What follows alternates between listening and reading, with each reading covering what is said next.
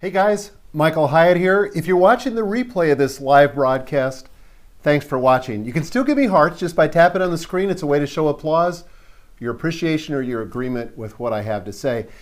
My name is Michael Hyatt, and this is the Virtual Mentor Show, where my goal is to give you the clarity, the confidence, and the tools you need to win at work, but to also succeed at life. And today we're going to be talking about how to become a morning person. 9 steps, what do I call this? The subtitle, 9 steps you can take beginning today. So we're going to get into all that and more in just a minute. Where are you guys calling from today or tuning in from? Hello from Colorado. Somebody said, is it morning yet? Mike from Nashville. Hello from Oklahoma City, Boston, Fresno, Tampa, Indiana, South Carolina, Franklin, yay, Franklinite. Dallas, Wisconsin, Virginia, Spain, awesome. Copenhagen, hey Niels. Seattle, Portland, Toledo, Connecticut, all over the country. Well, today we're filming some video in my studio. I've got a crew here of about 7 people, all kinds of cameras, all kinds of lights, and we're filming the launch videos for 5 days to your best year ever. I'm super excited about the course this year. We've completely reshot the course, but now we're shooting the marketing material. By the way, following Jeff Walker's product launch formula, if you guys are not in on Jeff's free training course that he just launched a few days ago, you got to get it. It goes away at the end of this week. You can find out more information at The Mentor, as in virtual mentor, thementor.tv/Jeff. Okay, that'll take you to Jeff Walker's free video series on how you do a product launch using his technology. And I totally endorse it. I've used it for the last couple of years and it's been hugely successful for me. If you're just tuning in and you don't know who I am, I'm Michael Hyatt. I'm the best-selling author of Platform Get Noticed in a Noisy World. It's a New York Times, Wall Street Journal, and USA Today bestseller. I also blog at michaelhyatt.com where I get about 1 million page views a month. And I podcast on the This Is Your Life show on iTunes and Stitcher. And you can find it by just searching for my name. And probably my biggest claim to fame is that I've been married for 37 years to Gail. Together we have 5 daughters, 4 sons-in-law, and 8 grandchildren. Guys, I'm super excited about this topic today, talking about how to become a morning person. Now, let me just kind of give you a little bit of background. And I'm going to talk for about 15 minutes, and then I'll take questions for about 15 minutes. But before I start, how many of you consider yourself already a morning person? I would put myself in that category, but I realize not everybody's in that category. Do you think you're a morning person? Give me a yes or a no. Miriam says no. Emily says yes. Nope, nope, yes, no way, kind of, nope. I'm not totally a morning person. Yes, yes, no. Some days, yes, morning bird, not me, no. You know, it looks like it's about evenly split. The comments are going by pretty quickly. But so I wrote this blog post. Actually, it was a podcast a while back that was entitled Become More Productive by Re-Engineering Your Morning Ritual.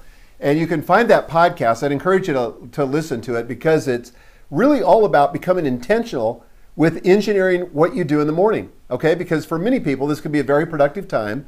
And for others who are trying to kind of sleepwalk through it, this can be a lifesaver to just be a little bit more intentional and plan your mornings.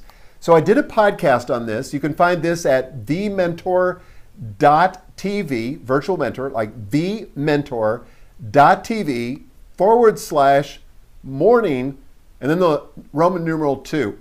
Okay, morning 2, Roman numeral 2, thementor.tv/morning 2. And so immediately when I did that podcast, my inbox was flooded with emails from people saying, but what if you're not a morning person? How could I become a morning person? Because in that particular podcast, I talked about 4 facts about morning people that you may not know. And in fact, you might want to become a morning person after you hear these, okay? So why would you want to become a morning person? By the way, some of you that consider yourself morning people, why would you? Why would you want to become a morning person? Can you think of a reason? By the way, thank you guys for sharing this on Twitter. Thank you for sharing it on Facebook. Thank you for sharing it with your followers. Extended Trading says, I'm always excited about my day because mornings are fresh. So true. Carlos, thank you. You get more done. Emily says, your podcast made me a morning person. Somebody said, no distractions. What if you're both a morning and an evening person? When are you sleeping? That's a question I have. It's quiet and productive, better for the mind and body. It has to do a lot with the circadian clock, true. Kins Roberts shared it on Twitter, thank you. All right, so let me just give you 4 reasons why you might want to become a morning person. You don't have to. And in fact, let me just say this. I'm not even advocating that you do so. What I'm trying to give you in this particular scope is the freedom to be the person you want to be. So if you want to be a morning person, and you might want to, I'm going to give you 9 steps to do that beginning today. But here are 4 reasons why you might want to consider becoming a morning person. You ready? Reason number 1, and this was based on some study, and I have the links in the show notes for, again, vmentor.tv / what did I call that again? Dang, I already lost it myself. Morning 2, Roman numeral 2. You can find the blog post that we're promoting today at morning Roman numeral 1, morning 1, but the podcast I was drawing from was morning number 2, and I have the links to the research on this. Morning people tend to, number 1, make more money. They just do. I don't know why. Maybe because they're getting a jump on their day. Maybe because they're getting done a lot of stuff that other people are sleeping through. You know, you've heard the early bird catches the worm, but they tend to make more money. Number 2, they tend to be more productive. Not just in the morning, but overall. Number 3, they tend to be healthier and live longer. Yeah, really. If you want to be healthier and live longer, you might want to consider to become a morning person. And number 4, they tend to be more satisfied and happy in their lives. So 4 reasons why you might want to become a morning person. If you're just joining us, again, my name is Michael Hyatt. This is the Virtual Mentor Show, where my goal is to give you the clarity, the confidence, and the tools you need to win at work and to succeed at life. And we're talking about how to become a morning person. And I just gave you 4 reasons why you might want to become a morning person. And Sarah is doing a great job sharing these and recapping it. But let me just recap one more time, and then I'm going to give you the 9 steps. Okay? Reason number 1, morning people tend to make more money. Number 2, morning people tend to be more productive. Number 3, morning people tend to be healthier and live longer. And reason number 4, morning people tend to be more satisfied and happy in their lives. Now, how many of you listening to this would like to become a morning person, but it's been a struggle? You know, maybe you've tried it and failed, or maybe you've thought about it, but really haven't even tried. But how many of you would like to become a morning person if I could show you in just 9 steps how to do it? Okay? Me. Fierce Chick says big trouble. Tim says absolutely. Me. Lots of people saying me. Great. You've come to the right place. Okay, so let's give it to you. 9 steps on how you can become a morning person. Okay? Beginning, by the way, today. Number 1, here it is. If you want to become a morning person, number 1, change your story. Change your story. This is where most change begins. I don't care in what area of your life it is, but usually you have to change your story because you've probably been telling yourself this story. You probably said to yourself, I'm just not a morning person, right? I'm just not a morning person. Wasn't born a morning person. My parents weren't morning persons. I didn't grow up in an environment where there were morning people. I'm just not a morning person. Well, what if that was just a preference? I mean, do you think people are really born into the world with one or the other? I happen to believe that you can become almost anything you want to be. And I'm not talking about, you know, being 5'6" and deciding you're going to play center in the NBA. This isn't like this. But this is more about like something you want to accomplish that only requires a change in your mindset and in your habits. Okay? So start by changing your story. And what if your story could be this? I'm a morning person. Or I'm learning to love mornings, if the first one is too big of a stretch. But change your story, change your life. That's where it begins, because that narrator that's going off in your head often has more control of the outcomes you experience in life than you might be aware of. And becoming conscious of these inner stories that we tell ourselves is a huge game changer if you want to experience change for the better in your own life. So, change your story. That's number one. Number two, determine what's at stake for you. Okay? Determine what's at stake. In other words, connect with your why. I've said it before, but I'll say it again. When people lose their why, they lose their way.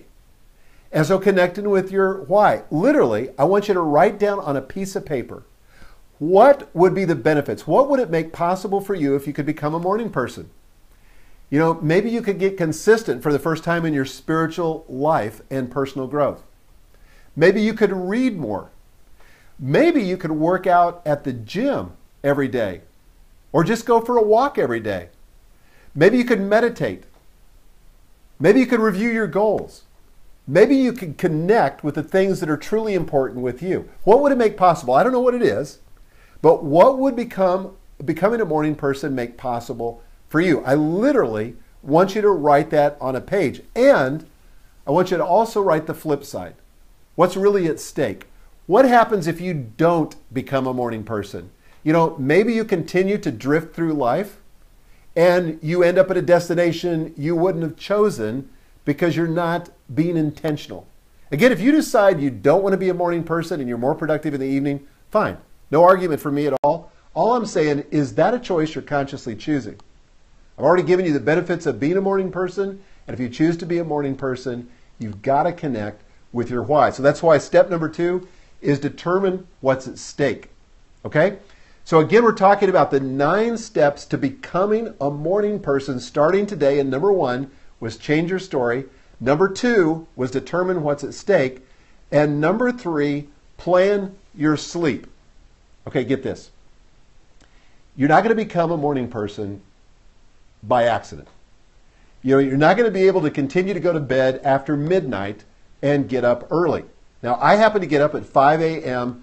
every morning. I do it without an alarm clock. It's ingrained in me. I started this when I was in college, and now even on Saturdays and Sundays, I get up usually at 5 a.m. What that means is that for me, if I want to get 7 hours of sleep, I must get to bed by what time? 9 p.m. Or excuse me, 10 p.m., right? I actually shoot for 9 p.m. because I really need about 7.5 hours sleep. But you've got to plan your sleep, and if you've got to decide what time you're going to get up, and then you've got to back it up to decide what time you're going to be in bed. This may take some adjustment in your lifestyle. It may even take a change of friends, or a change or at least a change in the attitude of your friends. But you've got to plan your sleep. It's not just going to happen by accident. It's got to be, as Simone says, yep, it's intentional, not accidental. Absolutely. Okay, so that's number 3. Number 4, okay, this is like so obvious, I'm embarrassed to say it. Use an alarm. But don't just put the alarm on your phone on. What I want to encourage you to do is put the alarm on your phone or on your clock or whatever, but put it across the room so that you have to get up to go turn it off. Because if you're like a lot of people, when the alarm goes off, they just hit the snooze button, turn over, and go right back to sleep. That's not exactly what we're after, right? So in order to get up and to get your butt out of the bed, you need to put the alarm across the room, so you have to get out of your bed and go turn it off. Okay? So use an alarm. Number 5. I used this tip just this last week when I was in New York because I was in a different time zone. But when you wake up, you turn off the alarm, and here's step number 5. Turn on all the lights in your room. Okay? Because this does tap into your circadian rhythms and lets your body know that it's daytime. Okay? So even in the middle of the winter, I do this. turn on all the lights in your room. Yeah, it's a little bit jarring at first, but you'll get used to it. And then your body will begin to cooperate with you. So I always turn on all the lights in the room so that I can wake up. It's a signal to my body that it's daytime. Time to get up early. Okay? So that's step number 5. Step number 6, and I still use this hack to this day. Lay out your clothes for the next day, the evening before. Now, I get up and go exercise. I don't want to have to make a decision when I get up about whether or not I'm going to go work out. So I want to have my clothes laid out so the decision's already been made so that I slip into my workout clothes, I put on my running shoes, and I know what's next. It becomes very easy. So that's step number 6, is to set out your clothes the night before. Let me recap up to here. Again, we're talking about how to become a morning person. 9 steps to get started today. Number 1, change your story. Number 2, determine what's at stake. Connect with your why. Number 3, plan your sleep. Number 4, use an alarm. Number 5, turn on all the lights. Number 6, set out your clothes. And number 7, yes, drink a cup of coffee. First thing I do when I get up in the morning. The caffeine will help you. It's not harmful for you. I've researched this to death. A little caffeine's even good for you. But I drink a cup of coffee. Then this becomes a ritual so that I'm training myself that there's a certain pattern, a certain sequence, a certain morning ritual that I go through every single day so that even if my brain is half asleep, which it usually is, I can go through the motions and get myself up on time and get myself into my day. I'm a morning person, okay? So drink a cup of coffee. Number 8 is enlist an accountability partner. This is huge. This is huge for any change you're trying to make, but it's especially important if you're trying to become a morning person. So I had a buddy of mine, Mark DeVries, when I was in college at Baylor University, and we really felt like we were struggling to learn Greek. And so we took a lot of semesters of Greek at Baylor. I took 6 semesters overall. But we made this pact one year that we were going to get up and call each other at 5 a.m. every morning to see if the other one was up and to make sure that we were studying, that we were on with our day. So find an accountability partner. You know, it may be your spouse, it may be a colleague at work, or it may just be a friend, but make a pact that you're going to get up at a certain time and then call each other if you have to. So that's number 8. And then number 9 is that I would commit, I actually say in the blog post, to 21 days, because at the time I wrote that, again, that's at thementor.tv/morning1, Roman numeral 1, morning 1. You can find the blog post. We're promoting it on Twitter today. But I said 21 days, because at the time I thought that's how long it takes to build a habit. I've since have learned, and this has really been in my research for 5 days to your best year ever, that it really takes about 6 weeks to establish a habit, okay? So I would just commit to a 90-day habit. That's 12 weeks, but just decide you're going to do it for 90 days. It's not going to kill you, but build it into your system. Drive it deep into your physiology and into your psyche. But commit for 90 days that you're going to try to be a morning person and see if it makes a difference in your life. Okay, so that's all I've got. But I want to take your questions. If you've got any questions, and what I want to encourage you to do is if you have a question, would you please type your name in all caps in the comment box, and then give me 2 question marks so I know it's a question, and then ask me your question. Okay? Your name in all caps, 2 question marks, and then your question. Thank you guys, by the way, for sharing this. Quick recap, please. Yeah, quick recap of all 9 elements. Change your story, determine what's at stake, plan your sleep, use an alarm, turn on all the lights, set out your clothes. 7 is drink a cup of coffee. 8, enlist an accountability partner. And 9, commit to 90 days. Okay, 9 tips. Great. Anyone in Est looking for an accountability partner? You put your number there. Great. Jen, what is your definition of a morning person? I think it's just somebody that gets up early in the morning, early enough that the world is quiet and there's not a lot of distraction or interruption, and takes on the day. That's how I define it. Agree with all of it and do it 6 days a week. 5 a.m., way too early. Yeah, you get to be the architect of your own life, right? So if 6 o'clock works better for you, or 7 o'clock, or 8 o'clock, I don't care what it is. Just choose your adventure. Just make sure that you're intentional and not drifting through life. Dan, how do you schedule sleep with a newborn? Oh, Dan, you would ask me that. That's a tough one. My wife and I calculated at one point, we don't think we had a complete night's sleep in about 15 years, because with 5 daughters at one time, all under the age of 10, it was tough. I think sometimes you just have to trade off, like you're on duty tonight, I'm on duty tonight. You just kind of have to work it out. It's not easy, it's not going to be perfect, and you may not be able to always do it. But I can tell you this, for a lot of moms, a lot of dads that have newborns, this is the only way they have any insanity, is get a few hours before all heck breaks loose, and by being a morning person. I used to get up at 5 a.m. and fell off the wagon. Getting back on it, great tips. Chris, correlation between more dollars, sorry, I lost it. Regina, swing shift workers who have different schedules every week, what would you recommend? Gosh, I don't know. I did that actually for a couple semesters when I was at Baylor. I was working the night shift at 7-Eleven. That was tough. Again, I just think you need to be intentional. It may be that you have one routine for one swing shift and another routine for another swing shift. I think as long as you're intentional and you engineer it, it's fine. One size doesn't fit all. Okay, what else? Yeah, the questions did explode. Adam, how do you shut down your thinking?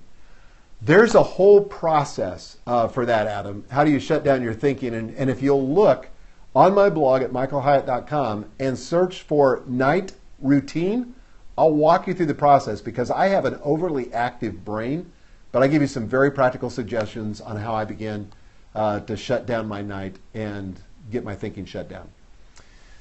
All righty. Anyone looking for accountability? Awesome.